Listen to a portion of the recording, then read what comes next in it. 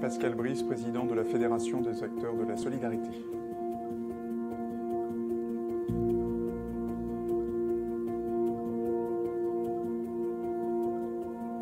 La ville, c'est à la fois de l'ordre et du désordre. Ce sont des belles choses et des choses laides. Et c'est tout ça, la ville, et c'est ce qui fait que c'est à la fois un lieu de lumière et qui attire, et puis en même temps un lieu qui parfois effraie en raison de ce bourdonnement d'activité, de quelques nuisances et des nuisances qui peuvent apparaître. Donc la ville, c'est tout ça, et donc c'est à la fois comme ça que je comprends ce que la ville peut susciter, parfois de l'amour, parfois du désamour.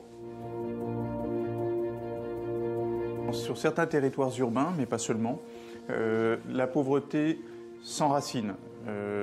Il faut y ajouter la précarité.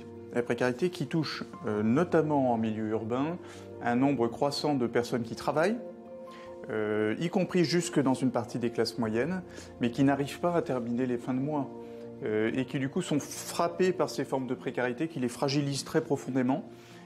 C'est tout cela, l'enracinement de la pauvreté et de la précarité, qui d'ailleurs va au-delà de l'enracinement depuis quelques mois avec le choc inflationniste.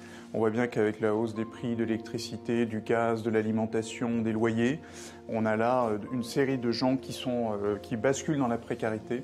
Et donc c'est ça la réalité des villes françaises aujourd'hui. Ça demande de repenser beaucoup de choses. D'abord, de partir de la situation des personnes qui sont en précarité, de leur lieu de vie, que ce soit dans les villes ou que ce soit dans les autres types de territoires, et de celles et ceux qui, sur ces lieux de vie, les accompagnent à titre professionnel ou bénévole. C'est quelque chose de tout à fait essentiel, donc là, il y a une attention à avoir.